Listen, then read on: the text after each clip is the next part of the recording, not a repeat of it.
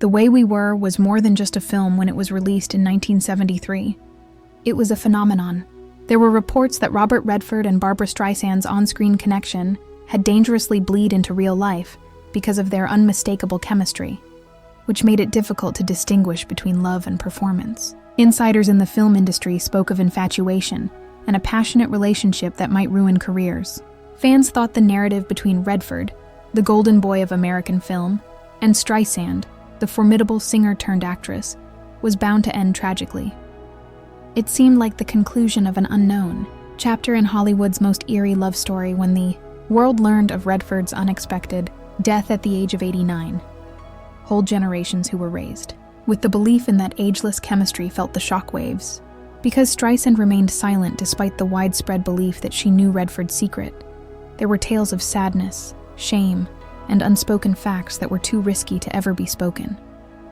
For days, her silence was deafening, and followers were nervous, restless, and desperate for a sign. That quiet has now broken, and Streisand's words have emerged, raw, beautiful, and full of unexpected surprises that no one could have predicted.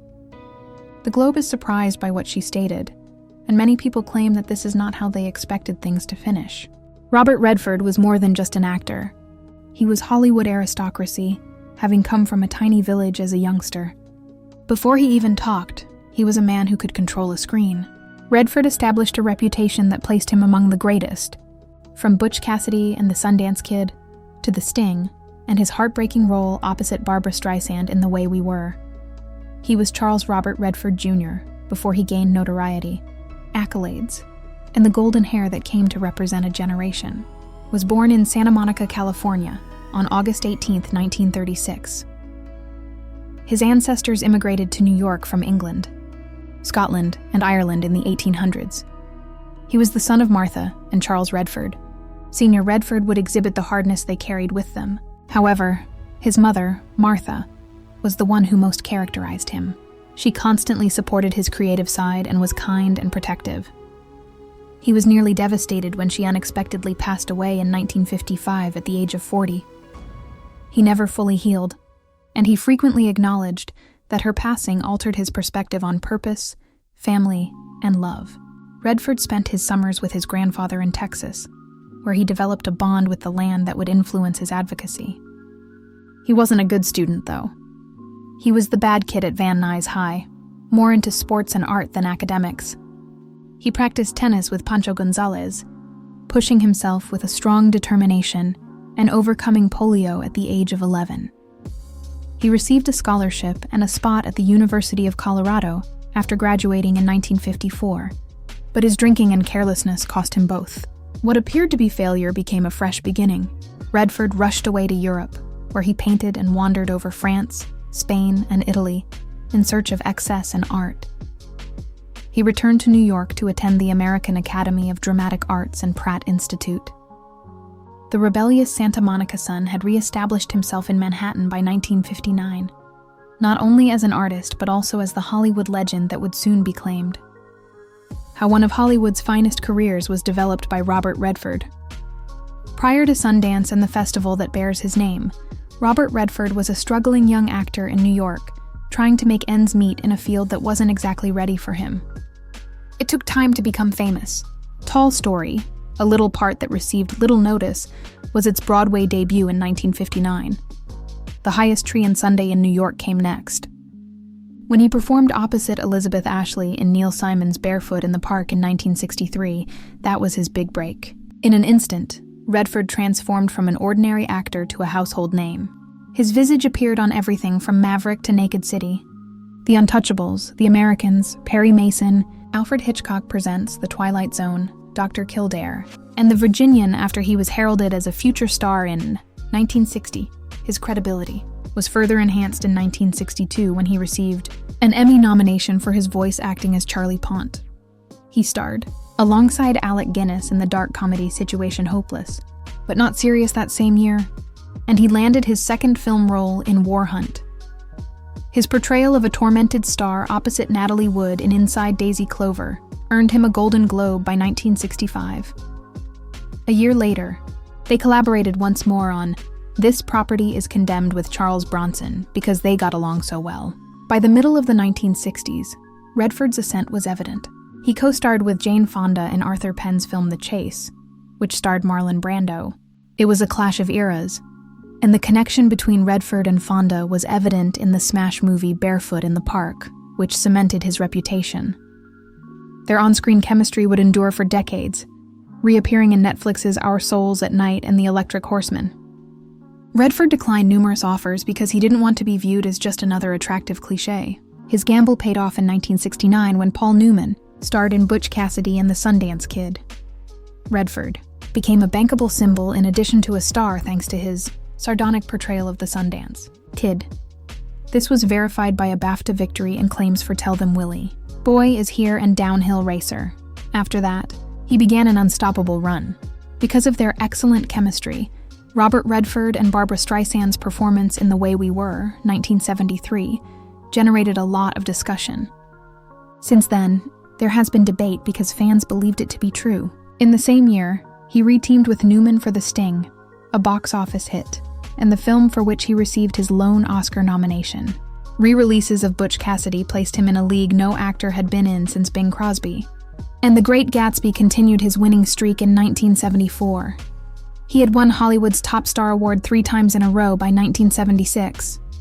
Hollywood was dominated by Robert Redford. Despite his popularity at the box office, he had a secret. He didn't want to be in The Way We Were.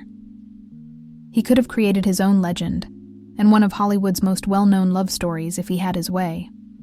Robert Redford's true motivation for not wanting to appear in The Way We Were was this. It's difficult to believe now, but the film that brought us one of the most well-known love tales in Hollywood nearly never happened. The lead in The Way We Were, starring Barbra Streisand as Katie Morosky and Robert Redford as Hubble Gardner, could have been different. It was difficult to get Redford to join the project, as Streisand noted in her autobiography, "My name is Barbara." She had always believed in the story, which was about an affluent WASP who opposes war and McCarthyism, and a Jewish activist who is highly political. When she saw Redford on Broadway in Barefoot in the Park, she thought he was good, even though she believed that only he could portray Hubble. She didn't realize how immensely complex he was until his somber performance in this property is condemned. Redford, however, was not persuaded. Claiming that Hubble was underwritten, superficial, and merely a prop for Katie's story, he declined the role. Streisand concurred that he was correct. She pleaded with Sidney Pollack, Redford's friend and director, to switch roles. Streisand even requested producer Ray Stark to improve the agreement by giving her more money, lines, or anything else. And Pollack enlisted in great writers David Rayfield and Alvin Sargent to make Hubble harsher. Streisand was devastated when Redford continued to say no. Pollack persisted despite Stark's advice to move on. Then, while Streisand was in Africa filming Up the Sandbox, a message arrived. Redford had given up Barbara. Paradoxically, his reluctance to compromise salvaged the film by requiring revisions that enhanced Hubble's appeal and sharpened the romance. The Way We Were was an enormous smash when it was eventually released in 1973. People believed that the Golden Lad and the fiery activists' collaboration was genuine, and they adored it. The film received 6 Oscar nominations, and Streisand performed the winning title song. In addition, the film received 2 Grammys, a Golden Globe, and a substantial sum of money at the box office. The spark between Redford and Streisand, 2 total opposites who hardly ever collaborated on screen, was what the film truly left behind. The irony is that the greatest love story in Hollywood almost didn't happen at all, and instead grew out of rejection. The romantic life of Robert Redford. Despite being one of the most well-known actors, filmmakers, and advocates in Hollywood, Robert Redford's life is not just about that.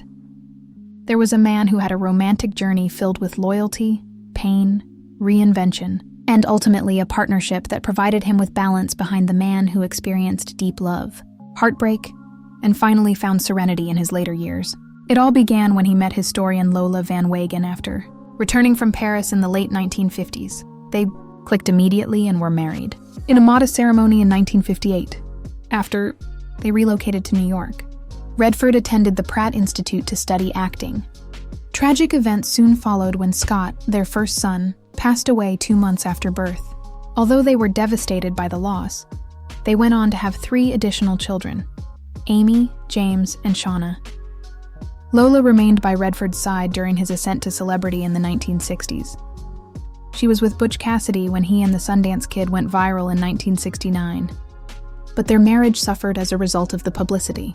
In 1985, they secretly ended their 27-year marriage while maintaining their regard for one another. Although Lola later got married again, her Utah heritage remained strong and served as the impetus for Redford to start the Sundance Institute and Festival. Redford briefly dated Lena Olin in 1990 following his divorce, and he later had a lengthier relationship with costume designer Kathy O'Rourke. However, he met German multimedia artist Sibylle Sagers at his Sundance resort in 1996. She wasn't impressed by his popularity as other women were. Rather, they grew close because they shared a love of the arts and environmental preservation. Redford frequently said that Sibylle had given him a completely new life after they were married in Hamburg in 2009.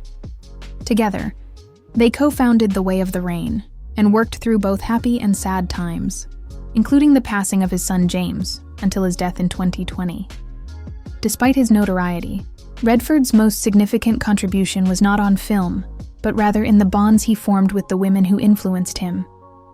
His interactions with Streisand, Fonda, and other celebrities on film made it difficult to tell how much of the fire was real, even though his private loves kept him grounded. The tension underneath the romance and the co-stars who adored Robert Redford. However, a more nuanced tale was given by some of his most well-known co-stars, including Barbra Streisand, Jane Fonda, and even Meryl Streep. Redford's fierce defense of his reputation occasionally led to issues with the women he was in love with. Redford and Streisand, for instance, were incredibly gorgeous on screen in the 1973 film The Way We Were. But their off-screen interactions were more nuanced. According to historian Robert Hoffler, Redford was suspicious of Streisand's claim that she was in love with him. He reportedly wore 2 athletic supporters to protect himself during romantic encounters. In order to make bed scenes appear more PG than passionate, he even advised Streisand that she had to wear a bikini. He declined to suggest, "It will be better this time," claiming that Redford could never be a lousy bed partner, not even as Hubble herself. Streisand has only stated that they are acquaintances, despite allegations of flirtation. Nevertheless, the stress created a spark in their chemistry that will stick with them forever. She wrote a heartfelt ode to Redford after his passing, describing how they were so different, horses versus allergies, but how that pull made working together thrilling, emotional, and incredibly joyful. Despite being married and unable to be together, Jane Fonda, his co-star in 5 films, once declared that she was constantly in love with him. She later claimed that he had a problem with ladies, and that he disliked kissing. He was also often in a bad mood. She acknowledged at KN in 2023 that she occasionally held herself responsible for his mood swings, but she still referred to him as a very wonderful person. For his side, Redford claimed that working with her was always simple. Our Souls at Night, 2018, their final film together, revealed the tenderness that was hidden beneath the conflict. Then Meryl Streep appeared. Redford had already become a legend by the time Out of Africa, 1985, was released. While reciting poetry in the well-known water scene, he cleaned Streep's hair. It was a sex scene in a way, she later said, adding that despite the hippos hiding in the water, she didn't want the day to end. He's very easy for women to talk to, and she described his impact on her years later. He's incredibly receptive, an amazingly good listener. Others concurred. According to Demi Moore of Indecent Proposal, he was exceptional. Even though their interactions were difficult off-screen, it's evident that Robert Redford had a profound impact on people. Michelle Pfeiffer from Up Close and Personal commented, "Until we meet again, my friend." Following Robert Redford's untimely passing at the age of 89, Barbra Streisand speaks out. Hollywood lost more than simply an actor when word of his passing spread.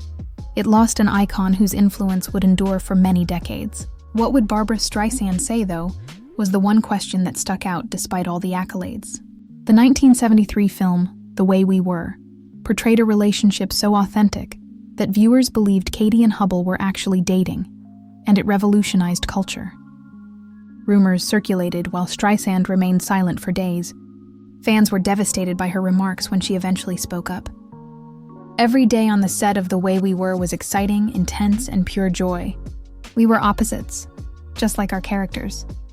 Streisand said in an open homage to Redford on Instagram. Streisand liked living in the city and joked that she was allergic to horses, whereas Redford enjoyed being outside. However, their differences also served as a unifying factor.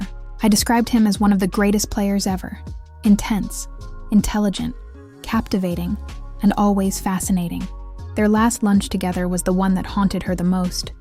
Instead of discussing celebrity or past glory, they discussed art and agreed to exchange their initial sketches. It was a brief but intimate moment that demonstrated the depth of their relationship. It happened. It wasn't a Hollywood tale. Her statements carry the weight of a love story that fans have always believed to have occurred, but never actually knew, because Redford is no longer with us. Writing, "He was one of a kind," Streisand said. "I am grateful for the opportunity to collaborate with him." Her salute was a depressing conclusion to the way we were for those who have watched it repeatedly over the past 50 years. Evidence that some relationships transcend life and are not limited to the screen.